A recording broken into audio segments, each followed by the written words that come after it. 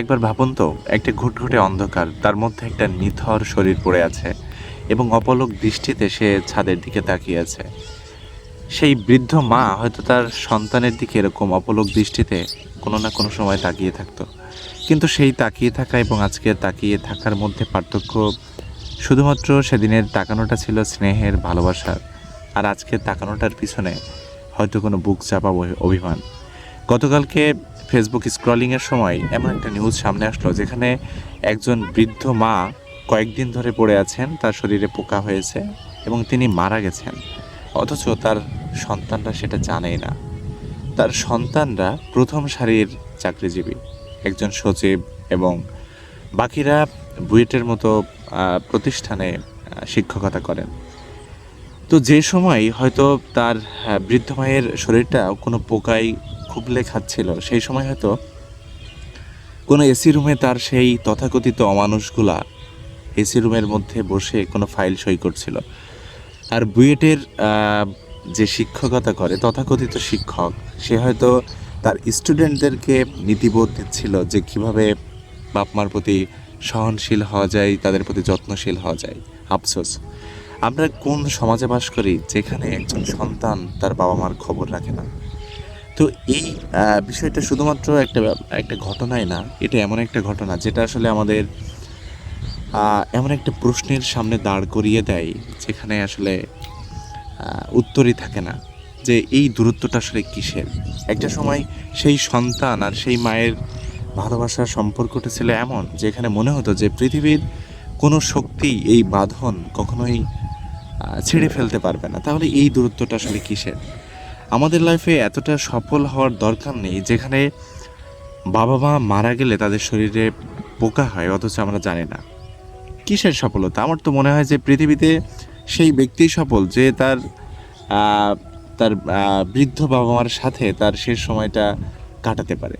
তো এখানে শরৎচন্দ্রের একটা কথা আমার খুব মনে পড়ছে আজকের।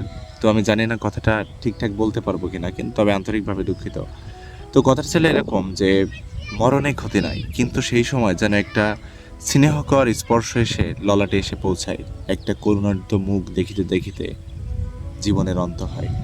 তো এই বৃদ্ধ মাটি তার সন্তানকে হয়তো প্রতিষ্ঠিত করতে পেরেছে এবং সফলতার তথাকথিত অর্থনৈতিক সফলতার শীর্ষে নিতে পেরেছে, কিন্তু এই বৃদ্ধ মা এমন একটা হাত সে আসলে অর্জন করতে পারেনি যেটা তার শেষ সময়ে কপালে এসে পৌঁছায়।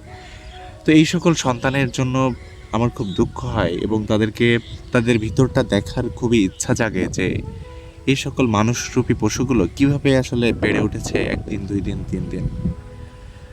আর এই সকল বাবা মার প্রতি আসলেই খুবই দুঃখ হয় এবং আফসোস হয় যে সারা জীবন তারা সন্তানের প্রতি এত ডেডিকেশন দিল, কিন্তু তার বিনিময়ে পেল অবজ্ঞা, অবহেলা। তো এই ভিডিওটা আসলে খুবই মন খারাপ থেকে করা। আমরা যখন আমাদের বাবা মাদের বয়স হয়, আমাদের উচিত তাদের কাছাকাছি থাকা, কারণ সেই সময়টা তারা একটা একাকিত্বে ভোগেন এবং সেই সময় তারা অনেক বেশি কিছু চান না আমাদের থেকে। চান একটা স্নেহময় হাত, একটা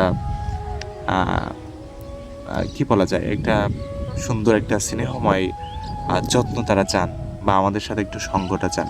তো আমরা যারা সন্তানের সারিতে আছি তাদের কাছে অনুরোধ থাকবে যে আপনার কর্মব্যস্ততা তো থাকবেই, লাইফের একটা অংশ। তো তার মধ্যেও আপনি আপনার বাবা মার খেয়াল রাখবেন, সন্তানের খেয়াল রাখবেন এবং আপনার পরিজনের খেয়াল রাখবেন। কে কোথায় কিভাবে আছে এটা জানাটা আপনার খুব বেশি দরকার। আপনি কতটা জ্ঞানী, কতটা অর্থনৈতিক সফলতার শীর্ষে আছেন সেটা দ্বারা আপনাকে জাস্টিফাই করা হয় না যে আপনি মানুষ হিসেবে কেমন।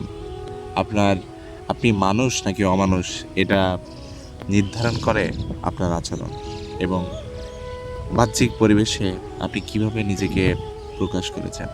তো এই ভিডিওটা কি বলবো, এই ভিডিওটা সম্পর্কে যদি আপনার কোনো মন্তব্য থাকে তাহলে কমেন্ট বক্সে অবশ্যই জানাবেন এবং এই সকল সন্তানদের প্রতি আপনার কি পরামর্শ এবং আপনার মন্তব্যটা কি অবশ্যই জানাবেন। আসসালামু আলাইকুম। পুরোটা ভিডিও জুড়ে ছিলাম আমি কামরুজ্জামান।